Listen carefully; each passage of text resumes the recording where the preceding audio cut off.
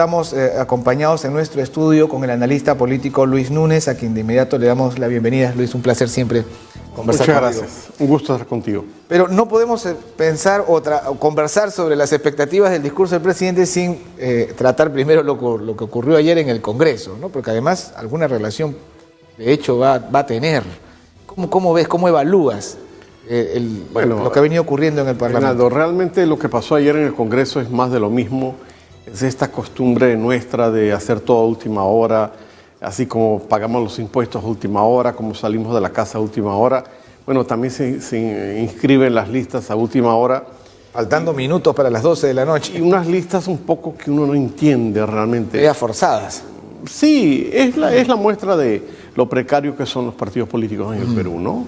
A pesar que tenemos casi 25 partidos inscritos, lo que vemos es la improvisación, el contrasentido, el ajusto aquí, ajusto allá, nombres que uno jamás pudiera entender tanto en una fórmula como en la otra. Pero bueno, eso es lo que tenemos. Y respecto a tu pregunta siguiente, que tiene que ver con el discurso, bueno, hay muchas expectativas, sin duda. Ahora, decías que lo que se ve en el Congreso refleja la debilidad de la institucionalidad de los partidos políticos. Así es. ¿Consideras que estas reformas políticas, yo tengo serias dudas en realidad, ayuden a fortalecer los partidos o por el contrario, los dinamita por dentro? La idea era que los fortalecieran, pero realmente creo que al final se hizo una especie de reacomodo, de colcha de retazos, un poco... se pretendía una cosa y terminó siendo una cosa acomodaticia.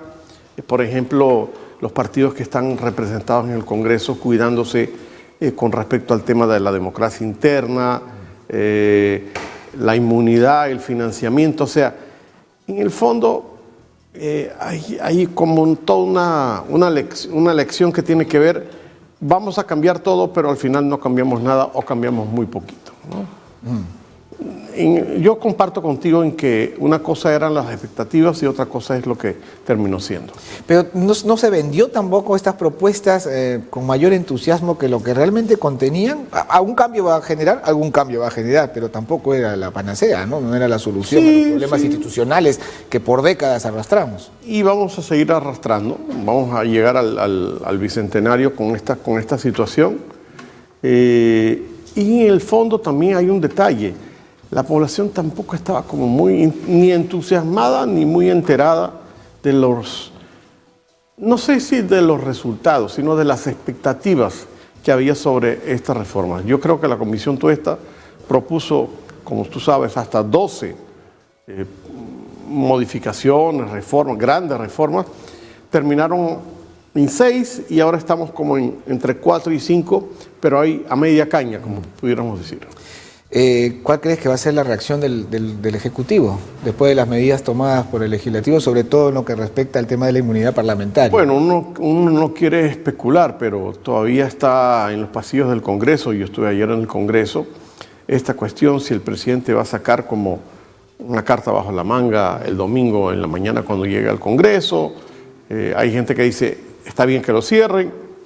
Yo soy una persona demócrata, creo que el Congreso no debe cerrar, pero sí que se necesita hacer profundas reflexiones sobre el papel del Congreso. Las discusiones que han tenido en las últimas horas, realmente, Reinaldo, en algún momento hasta parecen peleas de callejón. Eso es verdad. Acá tenemos, a ver, para que la gente pueda recordar, refrescar un poco, quizás algunos, esto ha sido hasta horas muy tardes de la noche de ayer, las listas, finalmente las únicas 2 listas que se han presentado para la elección del sábado de la nueva mesa directiva. Lo vamos a tener en su pantalla en este momento, a ver, para que ustedes puedan tener información precisa. ¿Ya lo tenemos todavía? Ahí está. Ahí tenemos entonces la del, no logro ver bien, Pedro Olaechea. La de Olaechea, ¿no?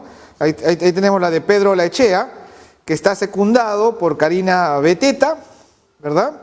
Por Salvador Heresi. Estos son esos encuentros que uno no entiende del todo. Por José Palma Mendoza como tercer vicepresidente. Ahí está, ¿no?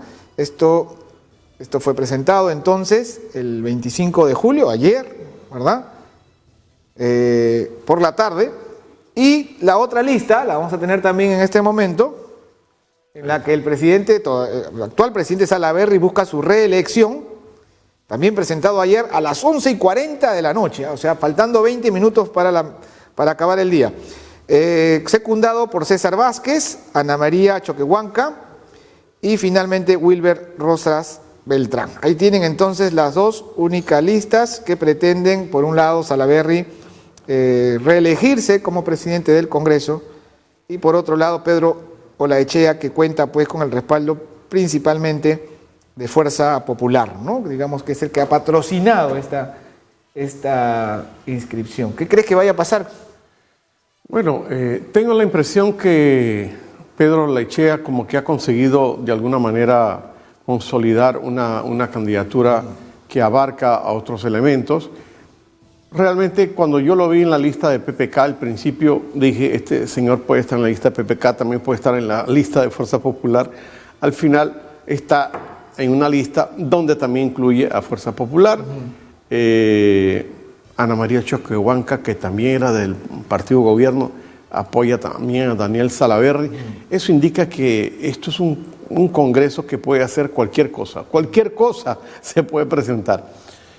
Tengo la impresión que Pedro Olaechea estos días, que si tú te pones a ver, no solamente en este canal, sino en todos los medios de comunicación, ha mantenido un silencio que yo pudiera considerar silencio estratégico. Sí, pues. Es el que está consolidando la mayoría de los votos. Que parece estar a pesar avanzando. que, claro, en la otra lista también aparece gente de APP. O sea, es complicadísimo. Tengo la impresión que va a ganar Olaechea. Creo lo central, Luis, es en lo que reafirmabas, esto de alguna manera grafica la falta de institucionalidad, ¿no? Y la debilidad de nuestros partidos políticos y una democracia sin partidos políticos bien constituidos, sólidos, cohesionados, es una democracia muy débil. Claro, y además noto algo que me preocupa, que el Partido Aprista no está representado en las dos listas, siendo un partido que a pesar que tiene pocos miembros en el Congreso, siempre es un partido que tiene una voz cantante, un peso. Una influencia importante. Una influencia, ¿no? Sí, tendrá que hacerlo desde las bancadas de la oposición. Ahora sí, pensando en el 28 de julio, ¿qué temas deben ser centrales en el discurso presidencial? Bueno, la gente tiene mucha expectativa porque sabe que este es un presidente que siempre tiene alguna sorpresa que presentarnos, ¿no? En el sentido que su discurso memorable con respecto al tema de la lucha contra la corrupción, las reformas, el referéndum, le dio como una especie de oxígeno. Bueno, estamos entrando a la segunda mitad del año 2019, empieza ya el camino hacia el año preelectoral y se supone que el presidente alguna cosa nueva tendrá que decir. La gran expectativa tiene que ver con el tema de la seguridad ciudadana, porque sigue siendo un problema gravitante y no termina de convencernos cómo se ha hecho todo lo que es la reconstrucción del norte. Hay muchas deficiencias. Yo he estado hace poco en 3 capitales del norte, seguimos notando esas deficiencias. Bueno, y ahora es una de las debilidades del gobierno también. Claro, y tenemos el tema minero también. Ni siquiera lo que propuso en su último discurso de las 20.000 viviendas ha sido cumplido, ¿no? Así es. Entonces es uno de los aspectos débiles, digamos. Tendría que sacar algún as bajo la manga y luego tenemos el tema minero. Recordemos que de cada $10 que se invierte en el país, 7 tienen que ver con la minería. Esta visita a Arequipa nos dejó un sinsabor porque esperábamos una conclusión más grande y lo que vimos fue unas caras un poco largas a la salida de esa reunión. Parece que el conflicto permanece. No, el conflicto, al menos en las carreteras, permanece. Permanece, hay heridos. Hay heridos, claro. Pareciera que el presidente está dándose tiempo para buscar una manera legal cómo justificar con la empresa de dar marcha atrás. No parece que parece que ha dado marcha atrás y luego yo creo que el presidente de alguna manera quemó su bala de plata, porque yo pensé que iba a mandar primero el ministro de Energía y Minas, luego el premier y luego él. Pero si apareció él directamente con el premier y no llegamos a una conclusión. Arequipa va a entrar ahora en un mes de fiestas patrias, porque ellos no solamente celebran el 28 de julio, sino también el 15 de agosto. Y parece que el conflicto se va a mantener. Y que no hay otro camino que la marcha atrás, ¿no? O sea, no parece ser el momento, digamos, pero justamente ausencia del trabajo que el Estado debe tener, y es su presencia, ¿no? Informando a la población, explicándoles por qué esto es importante, cuáles son los nuevos estándares de la minería en una zona donde no hay minería. Pero si no hacemos ese trabajo previo, de pronto nos encontramos con un conflicto social. Ya. Así es. Yo tuve la oportunidad de visitar la zona hace más de un año.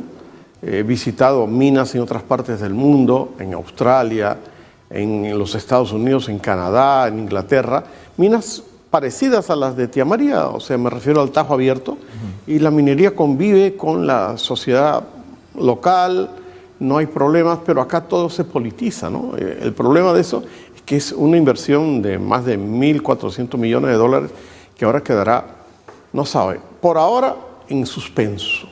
Y el presidente, a través de su ministro, que le habían dado ese aval, ese permiso para construir, ahora queda un poco en el aire, por decir así.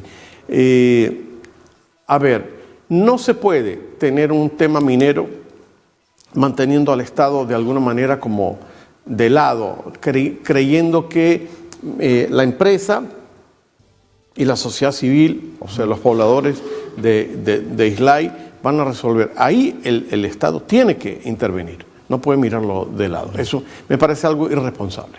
De acuerdo. Retomando, entonces, el presidente tiene que insistir en su discurso de política anticorrupción, el tema de seguridad, que es el tema vital, ¿no? Y en el que no hay satisfacción, a pesar de que la Policía Nacional hace su trabajo en muchos aspectos, sí, nosotros aquí lo todos informamos, los días, pero sigue siendo un problema. Claro, todos los días desmantelan bandas, pero surgen nuevas bandas, ¿no? Y la gente, tanto en un distrito elegante o más clase A, B, como puede ser La Molina, San Isidro, pero también los distritos como San Martín de Porres, todos los días tenemos inseguridad, pero eso es verdad. De una manera ahora en Breña algo terrible, ¿no? Un tipo intentando secuestrar a una niña de 3 años. Así es. Terrible. Bueno, el asunto de Tía María, que es una papa caliente, vamos a decir, pero lo que muchos esperan también es el tema de la reactivación económica. Sí, realmente estamos mal. Tanto el Banco Mundial como las otras entidades internacionales nos dan cifras que llegan al 3, pero ahí gravitando, como respirando poco, y es lo que la gente en la calle habla de manera criolla. La calle está dura, claro, en el sentido que no hay inversiones, hay falta de empleo, tanto formal como informal. Así es muy complicado llegar al año electoral. Muy complicado. Y sin no crecer mínimo un 4%, incluso se revierte eso aumentando la pobreza, ¿no? Así Entonces, es un asunto vital también. Es vital. Consideramos que el presidente debe tener como propuesta hacia el futuro, digamos, hacia lo que le resta de gobierno. Sí, dicen que el presidente tal vez hablará muy explayadamente sobre el tema del plan de infraestructura, de reactivación, pero eso además tendría que de alguna manera reflejarse en palabras sencillas, porque la gente no maneja mucho las cifras macro. Tendría el presidente que hablarle como a un niño de 5 años, con manzanitas, explicar qué es un plan de reactivación, qué es un plan de infraestructura, para que la gente de alguna manera se compre ese pleito, porque la gente sale en la mañana y lo que quiere es volver a su casa con un pan bajo el brazo, y no lo está viendo. Ahora, claro, teóricamente es un mensaje dirigido al Congreso, ¿no? A la representación nacional, un recuento, una especie de rendición de cuenta de lo actuado y de lo que se piensa actuar, pero prácticamente es un mensaje a la nación, ¿no? Es un mensaje a la nación. Tiene que tener un contenido político importante. ¿Cuál será el matiz que le dará el presidente Vizcarra? Porque el tema de la corrupción es cierto, ya puede insistir en eso, pero ya la gente quiere más. A decir, de eso no vivimos, pues, ¿no? Así es, la gente quiere más, sí. Y sobre todo entender que el mensaje al Congreso con un enfrentamiento tan fuerte tendría que ser: vamos a dejar de lado la confrontación, vamos a pensar en el Perú y vamos a dar algunas medidas que de verdad puedan, más que al Congreso, servirle a la población. Pero la gente está muy escéptica, sobre todo porque estamos en un año preelectoral. Y el presidente no tiene bancada. Estas listas que se han presentado, volvemos al inicio, es una muestra de que el Congreso es cualquier cosa. Y bueno, esperamos que para el domingo tengamos algo más que puras palabras, pero la gente está muy escéptica. Yo hablo mucho en la calle con la gente. Un detalle, por ejemplo, Reinaldo, siempre le pregunto a la gente en las últimas semanas, deme nombres de 3 ministros. No se acuerdan de ninguno, porque parece que la estrategia comunicacional es que los ministros no brillen cada uno en Lo cual sería un error, ¿no? Absolutamente. Claro. En cualquier parte del mundo los ministros tienen que estar en la cancha. Claro, además son los que se queman en todo caso. Así es. Yo siempre pensé que después de lo que pasó con el norte, o sea, todo el conflicto del Niño, los ministros iban a estar más en la cancha y no se les ve, de verdad. Si tú a mí me preguntas, yo pudiera recordar 2 ministros, pero 3 ya es demasiado. Vamos a seguir conversando, pero claro acompáñanos a